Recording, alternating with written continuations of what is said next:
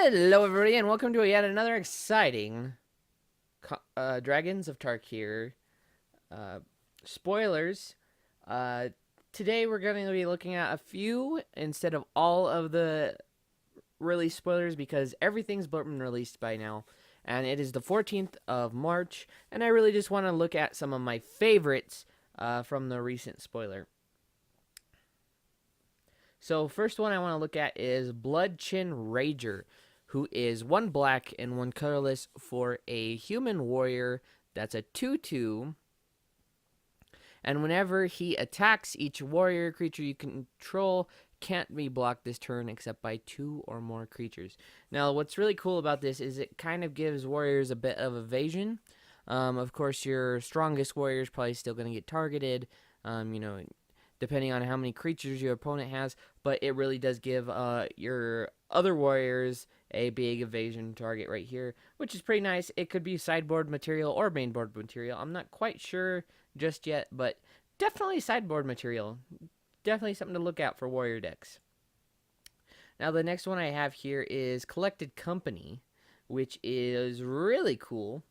And these are in no particular order, just except for the last one, which is my favorite, but everything else is in no particular order. This is kind of like a cascade almost, but look at the top 6 cards of your library. Put up to 2 creature cards with converted mana cost 3 or less from among them onto the battlefield. Put the rest on the bottom of your library in any order.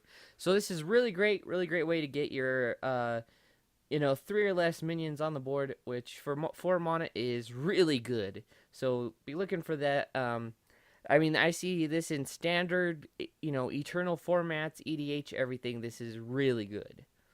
It is just that good, in my opinion. Now we have Secure the Wastes here, which, if you haven't noticed, I do like the Warrior Tribal. So put X 1/1 white warrior creatures on the battlefield for 1 white and 1 X, which is whatever you're going to be paying for that, and it is an instant. And I just love this for Warrior Tribal because this, you have a if you have a bunch of open mana and you have, Chief of the, not Chief of the Scale, no one runs Chief of the Scale, Chief of the Edge, and you just like put a buttload of these 1/1 white warriors out, or however many you're going to be putting out, and they're 2/1s just with one Chief of the Edge, for example. I mean, it's just crazy bonkers, and I love this for Warrior Tribal.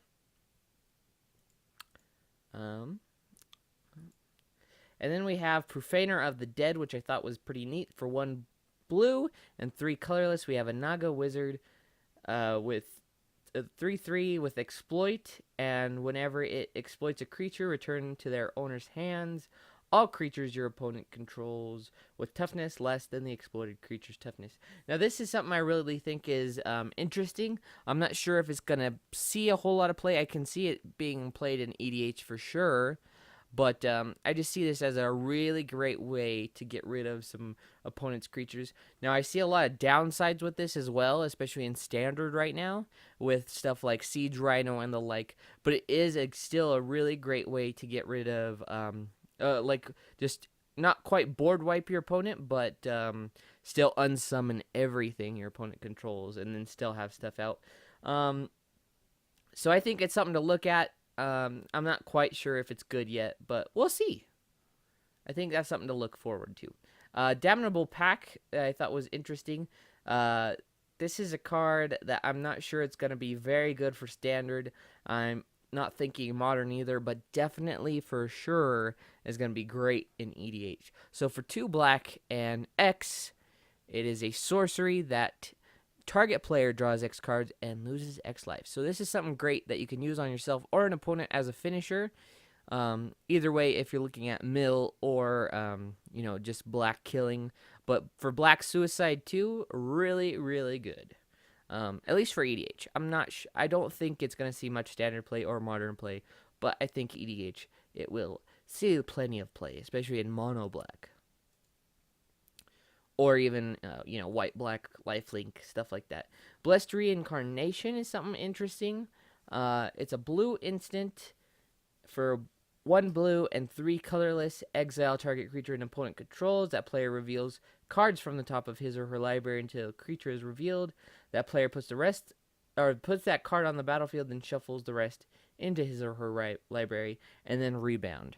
So this is a great way to get rid of somebody's big old mean old creature, and for good. No putting in the battlefield or anything like that. But it obviously has some major downfalls of it's the next creature, which we'll just say we're playing in an eternal format, and you get rid of a Siege Rhino and they pull a Grizzlebrand. Just for example. But I think it's something to look out for. I think this is going to be a pretty decent sideboard card. I'm not quite sure. This is another one I'm not quite sure if it's good yet, but it's something that's really interesting. It's really unfortunate you can't exile your own creature and try to get something good, but that's why they put opponent there for a good reason. Silk Wrap, I noticed this really right away because this is just really, really cool. 1 white and 1 colorless when Silk Wrap enters the battlefield. Exile target creature with converted mana cost 3 or less and opponent controls until Silk Wrap leaves the battlefield. So I think this is great. I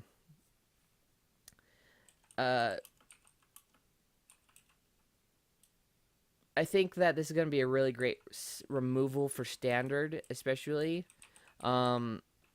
It's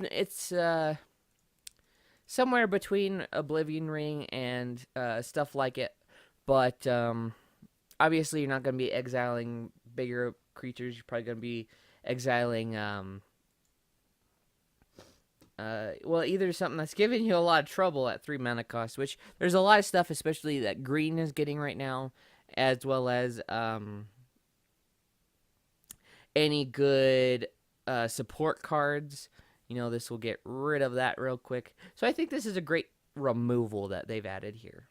Silk Wrap, we'll see it in standard, whether it be in sideboards or main boards.